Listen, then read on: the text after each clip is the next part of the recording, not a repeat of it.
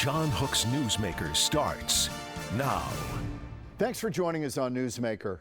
How many people get struck by lightning and live to tell about it?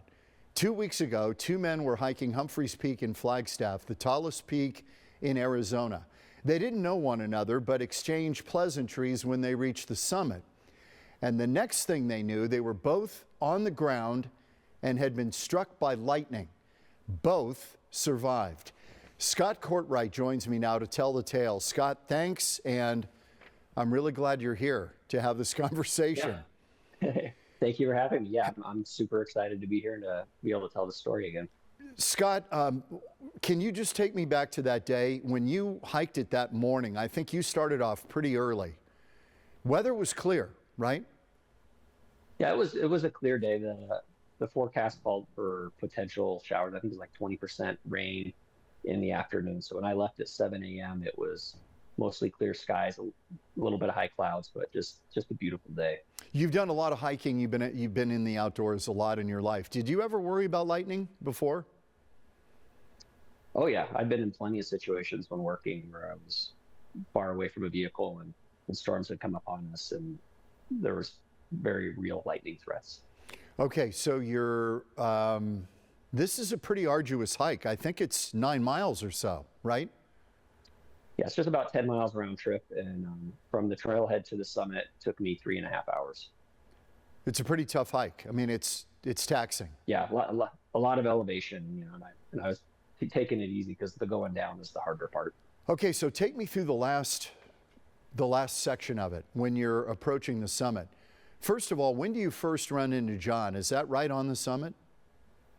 Yeah, so I had got to the summit and I had it to myself for about 5 minutes, and so I brought a thermos of coffee, and so I was just sitting down having a cup of coffee when one person came up and then quickly left, and then John came up a few minutes after that.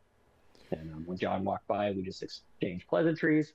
I asked him where he was from, and I offered to take his picture. Oh, you did? Mm-hmm. Okay, so when does the trouble start? Gosh, right after that, I remember taking his picture. I gave him his phone, and I went back to my pack, and I must have been kneeling down to put it on or something, and the next thing I know, I woke up. You're on the ground? Woke up completely paralyzed. Your entire body paralyzed? Yep. I remember waking up and just had no idea what was going on, and at one point my right arm hurt a lot, and I tried to lift it and I thought I'd broken my arm in half because it was just dead. My wrist was just flopping around. Can you give me a sense of when you had cognition that you'd been hit by lightning? You know, it's really hard to gauge the time when we were up there, like how much time had passed, but I think it was at least a few minutes afterwards where I was able to then get my phone out, because I tried calling 911 about 5 minutes after I had regained consciousness. So you started to get some feeling, that paralysis feeling was starting to ebb a little bit. Is it at all the sensation that people feel when they get their finger in a light socket? Is it like that but magnified? It's hard to say. You know, it was just it was unlike anything I'd ever felt before. I just could not move, and things slowly just started to come back online. You know, I didn't just jump up and start walking around. It was a long time where I was just laying there. And I had realized pretty quickly that we had been struck by lightning, because there was no other reason why I was laying there and another person was laying there unable to move. This is a crude comparison, but it sounds like a computer having a power surge, and then it takes a while to get everything back. I have used that. You have? Comparison many times. It's like when you start your computer and it's going through an update and you're like, why is it taking so long? And the wheels are just spinning. That's what it felt like. It was a very long, just kind of incremental process where my physical abilities returned, and then also my mental capacity, because my brain was just scrambled. Had you made eye contact with John, who you'd just taken his picture moments before? Not really, because when we were struck by lightning, we'd fallen apart from each other with our feet facing each other. So I called 911. I was evidently on the phone with them for 9 minutes. I thought it was 30 seconds. And a short time thereafter, John gained consciousness and was asking if anybody was there. He had no idea what had happened at that time. Oh my goodness. Okay, first of all, I'm amazed your phone worked. You would think a lightning Right. strike would disable your phone. Did you know at that point when you were calling 911 that you'd been hit by lightning? At that point, that was the main conclusion I'd come to. The other thought I had was we'd been attacked by a bear, because when John was struck by lightning, it had disintegrated most of his clothing. And so I figured if there was a bear that was attacking us, it would be chewing on one of us. But, it was just us by ourselves up there. So when you saw him, he is partially clothed. Pretty much all of his clothes except his jacket are off of him? Correct. Oh, my. So that had to be kind of another moment of what in the world is going on. There was a lot of confusion. I had I was, like I said, my brain was scrambled and just trying to figure out what was going on. But I've pretty quickly concluded that it was a lightning strike, and that John's clothing and his condition made me very aware that he was probably much more injured than I was. You guys were hit by the same strike and it just branched out, or how do you think that worked physically? I would guess so, because I'm assuming John's a little bit taller than I. And so I think he was the tallest point on the mountain, and I was conveniently kneeling down at that point. So when the lightning went and entered his shoulder, it must have branched up somehow. And for me, it entered my right forearm. Can I see it? That's the funny thing. So there's absolutely no marks Wow. where the lightning entered. I've seen pictures of it shortly after it happened, and there was a big red mark on your forearm. Yeah, for me, there were little red blemishes where there was the two arcs had gone in right at my elbow, and then right up here, and then through all my jacket and my fleece and other layers, there's holes right there. Okay, so this begins about a 3-hour odyssey, as I understand it. You get hit by lightning. You and John are up there. You both gotten hit. He's worse. You finally get a call to 911, but as I understand it, your communication with them was interrupted a little bit, and you were not quite of sound mind at that point. So they didn't even think it was for real? I'm pretty sure they thought it was real, because I do remember them asking my phone number, and they were able to ping my phone, so they knew I was on the summit of the mountain. But I was also able to text my wife, and I asked her to call 911, which she did, and she confirmed that we in fact had been struck by lightning. So you text your wife, and what do you say to her? I said, we've been struck by lightning. And her first response to that was I was hiking solo. And then I asked her to call 911. And then I said, help. And she said when she saw help, she knew it was the real deal. So when you said we, she thought you had your girlfriend with you. Right. I don't know what's going through her mind, but that's probably one of them. Yeah, she's looking at it going, forget the lightning, who's we? Right. Oh my. Okay, so you make contact with John, and he is really disoriented, or does he have his faculties? He was pretty disoriented because he had also hit his head when he had fallen. So when he went down, he hit the back of his head. He hit a rock. Oh, man. So I remember it being quite a while where John was unable to move. And so when I was able to move, I went to John, and my first priority was to get John covered up, because I think it was 40 to 50 mile an hour winds. I think the wind chill was probably in the upper teens, low 20s that day. And so I wanted to get him covered and do what I could to stabilize him, because I knew that he was in pretty bad shape. Scott Courtright joining us, struck by lightning on Humphreys Peak, the tallest peak in Arizona, a couple of weeks ago. Okay, so when you go over to John, is he aware that he got hit by lightning, or are you telling him, I think we got hit by lightning? Yeah, we were definitely communicating. I'm not sure if he only knew because I told him, but at that point, we were talking a lot and just doing what we could to both get each other through the situation. Scott, at the point where you reached the summit, had the weather started to turn on you when you got up there? The last 5 minutes when I was climbing up to the summit, low clouds rolled in, and it started to grapple a little bit, but it wasn't very bad at all. And so usually when you get up there, you get to the summit, you take your picture, you hang out for a minute, and you get down. And so it's not a very pleasant environment. And when you're up there, what you really want to do is just get off of there.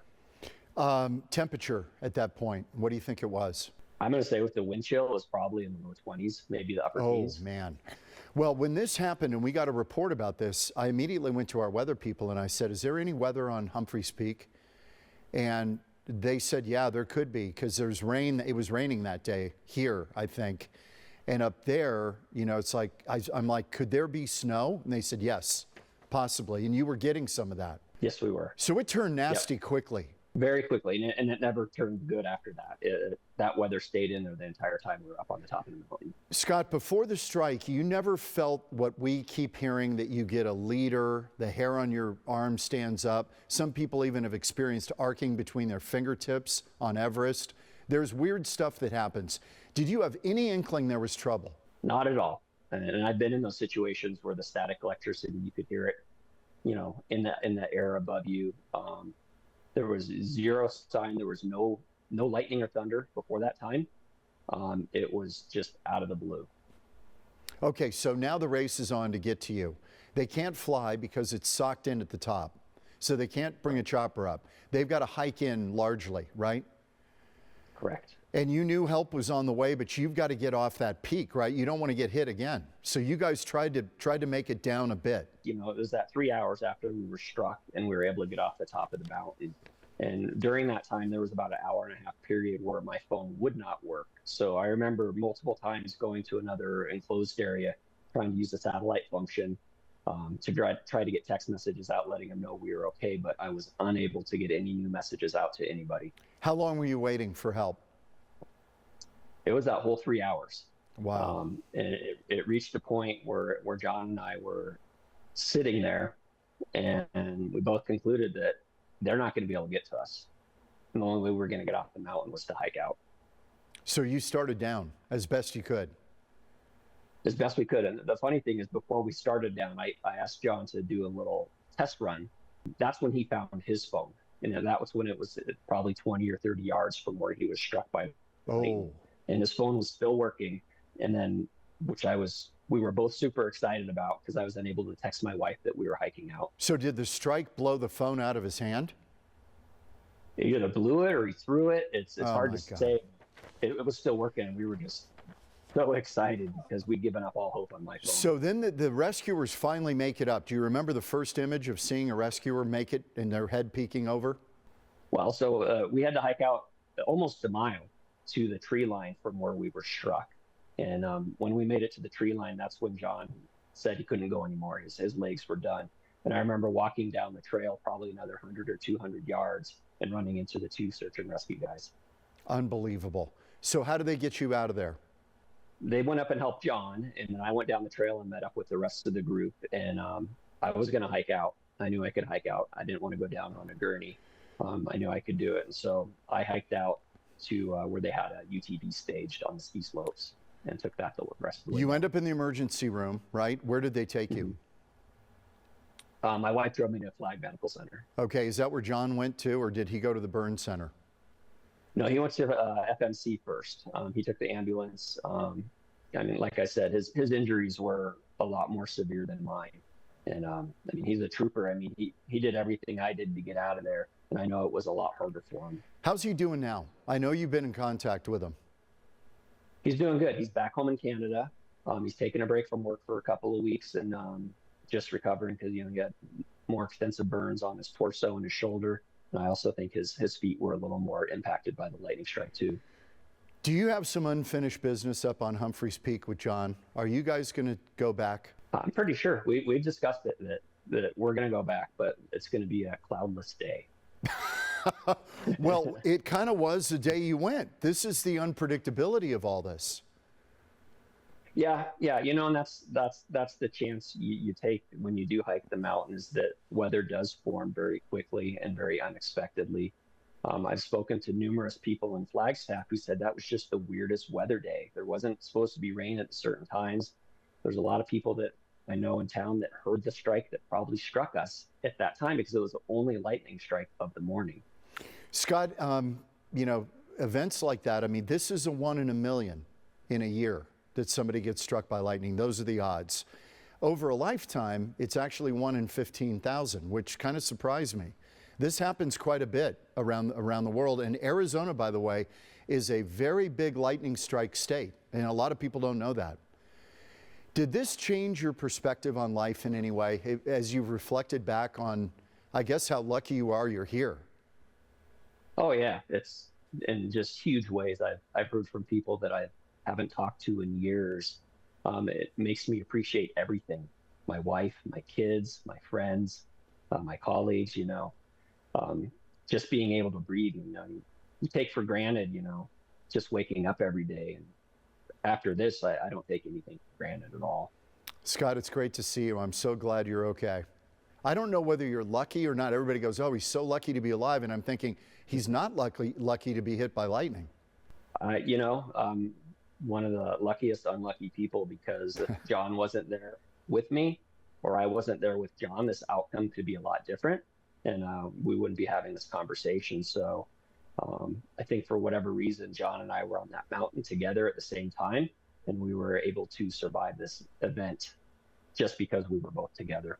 Scott Courtright, one of the lightning survivors. What a story. Scott, thank you so much.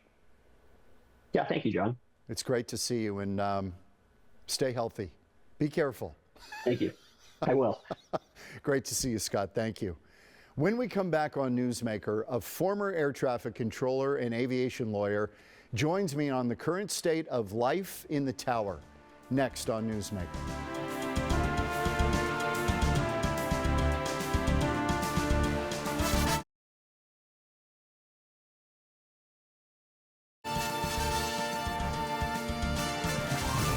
Welcome back on Newsmaker. The government shutdown is now impacting air travel. Because of shortages in the control towers, flights are being reduced and delays and cancellations are climbing. Mike Pearson is a former air traffic controller, an aviation attorney, and an aviation professor at ASU. Mike, great to see you. Thanks for doing this. You're welcome, John. Mike, how bad could it get? Well, keep in mind the system is already understaffed. The FAA in 2011 through 2014, during the Obama administration, sought to eliminate the Collegiate Training Initiative programs. It's 36 schools across the country. The reason that's important today is because that was the primary pipeline for air traffic control applicants entering the system. So they basically took the best and brightest coming from the schools that were trained and ready to go, that were being channeled into the air traffic system, and eliminated that pipeline. To this very day, that's resulted in approximately a 3,500 controller deficit. So you combine that with the current situation where controllers for the past 5 to 7 years, because of the lack of staffing, have been working mandatory overtime, 6 days a week, 10 hours a day. Not in all cases, just at some facilities. So they're already tired, they're already fatigued, but this was because the government, and their lack of any wisdom, let alone infinite wisdom, shot themselves in the foot, eliminating the CTI programs because of DEI issues. They felt that, you and I talked about this through the years. Right. That was a big problem. So we saw this coming because so many controllers are retiring. You did that job, and you did it at a very high level. You worked in major towers. So tell me kind of what it's like on the inside when they're starting to reduce traffic flow. 40 major airports, as you know, and Phoenix is one of them. They're going to reduce traffic by as much as 10% to try to take some of the load off the controllers. Will that do it? And that's kind of the last line of defense, right? Yeah, and I think the delays or the reduction will have to be more than 10%. The way the system is structured is you have high-level en route airspace called centers, and then you have approach controls, TRACONs, terminal radar approach controls, and then you have towers. My experience is in several busy TRACONs and towers across the country. I can't speak to en route, but I know how the whole system works, certainly. And there's a program the FAA can institute. The controller is called flow control or metering, en route metering. And they can also put in ground delay programs at various airports and ground stop programs at various airports.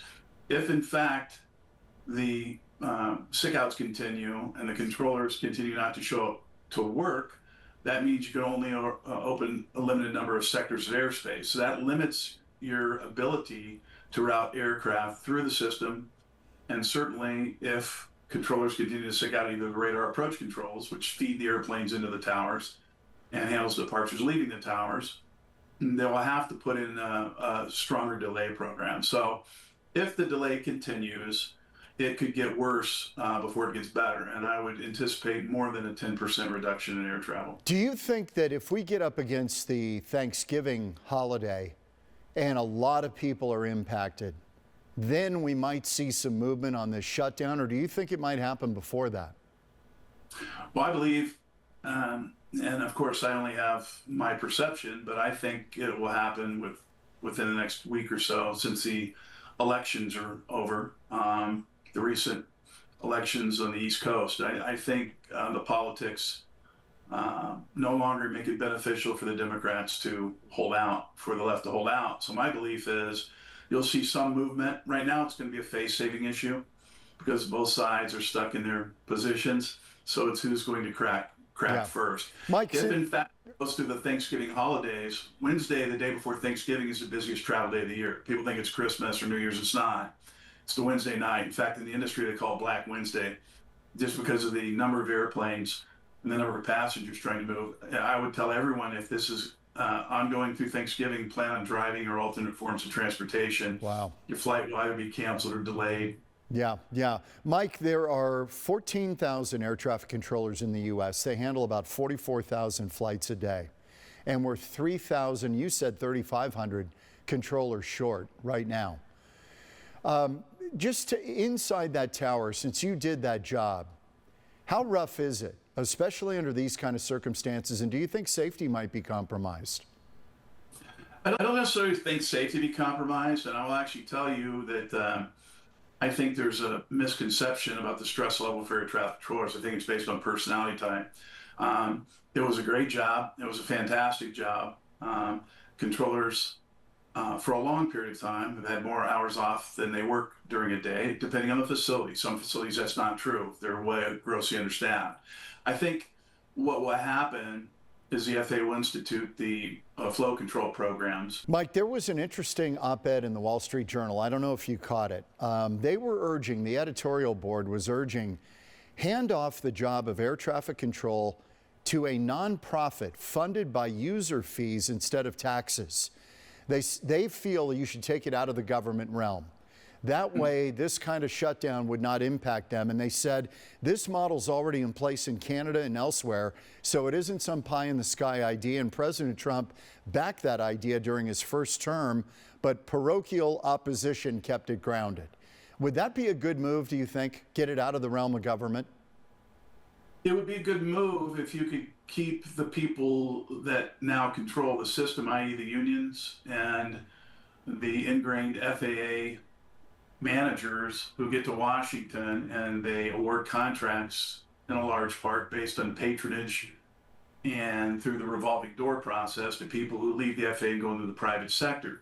If in fact you don't eliminate that control or those people from going into the private entity, you're not going to have a better situation. The plan that you're talking about was proposed by a member of Congress, Schuster, and it was backed at certain times by various people, including union members. And right now, there's a move afoot to do that. The problem of it is the people pushing for it, including Airlines for America and some of the strong lobbying groups, want to put the wolf into the hen house, i.e. put ex-union members, ex-NATCA leaders, and ex-FAA officials in charge of the alleged privatized system. So what you're going to have is a private system who will demand more wages, will demand more benefits. So if it's done correctly, if it's done purely where you have a nonprofit and a board and you don't have people in total control that have vested union interests or vested FAA revolving door, I'll give contracts to my partner and my buddies to implement the system, it could work. It's just going to have to take tremendous oversight. We're going to have to leave it there, Mike. Mike Pearson, aviation professor and aviation lawyer and former air traffic controller. Mike, great to see you. Happy travels, and it's good to hear you say you're not afraid to fly. Not at all. Thank you, John. You got it, Mike Pearson. We're back in a moment on Newsmaker.